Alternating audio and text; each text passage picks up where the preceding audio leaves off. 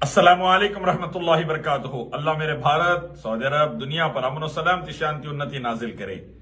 आप देखेंगे एक मर्डर का केस हो, या कोई मस्जिद और मदरसे का केस हो, या कोई नेशनल और इंटरनेशनल इशू हो, जैसा मंदिर मस्जिद का फैसला हो, या पैलेस्टीन का इशू हो, या इंटरनेशनल लेवल पर आप देखेंगे अमेरिका यूरोप के अंदर का कोई वाकया हो, डिसइंफॉर्मेशन, फेक न्यूज तेजी से बढ़ती जा रही है। इसकी शुरुआत हुई थी मीडिया के अंदर, वेस्टर्न मीडिया में। फॉक्स न्यूज और दूसरे CNN, BBC जैसे चैनल्स ने इसको हवा दी, और अब बदकिस्मती से मेरा भारत, मेरा इंडिया डिसइंफॉर्मेशन कैपिटल बन चुका है।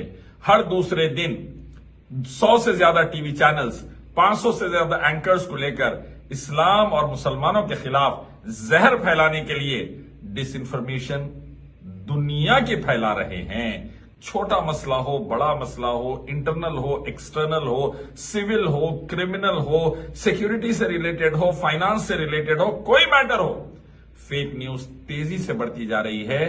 भारत को disinformation capital of the world कह रहे हैं, गोदी मीडिया का टाइटल दे दिए हैं। Thanks to BJP, RSS, Modi, Amit Shah की पॉलिसीज। इन्होंने ये बर्बादी भारत के अंदर लाई है और दुनिया भर में फैल रही है ये बर्बादी।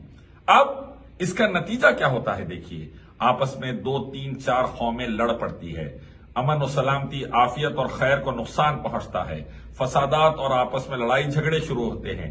नतीजे में इकोनॉमी नीचे जाती है, बेरोजगारी बढ़ जाती है, और भुखमरी बढ़ जाती है, खुदकशी बढ़ जाते हैं, नौजवान और मुल्क बर्बाद होते हैं।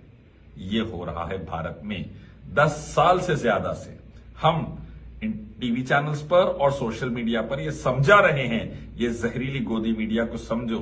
इसका नुकसान सिर्फ मुसलमानों को नहीं होगा, पूरे 140 करोड़ भारतवासियों को और भारत को होगा। पूरा इंडिया तबाह होगा। आज वही रास्ते पर भारत जा रहा है। चाइना को पीछे छोड़ने की बात चली थी, बदकिस्मती से पाकिस्तान से कंपटीशन करके हंगर इंडेक्स में पाकिस्तान से भी पीछे हो गए। खाने के मामले में पाकिस्तान से भी पीछे हो गया। गरीब भुखमरी से मर रहे भारत में। ये हुआ है। कई फैक्ट चेकर्स अब रिसेंटली आए हैं कुछ सालों से और फैक्ट चेकिंग कर रहे हैं, जैसे कि जुबैर वगैरह है बैंगलोर के। लेकिन मैं कहना चाहूंगा, बहुत कम लोग इस मामले में तवज्जो दे रहे हैं।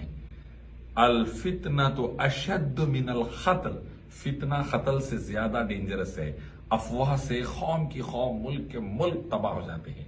इसीलिए मैं कहता हूं, अगर भारत बचाना है, गोदी मीडिया को और उनके गुरुओं को गद्दी से हटाना है, एक फ्रेश, अदलो इंसाफ और सच्चाई वाला इंफॉर्मेशन कैपिटल भारत को बनाना है, वो सिर्फ इस्लाम से पॉसिबल है।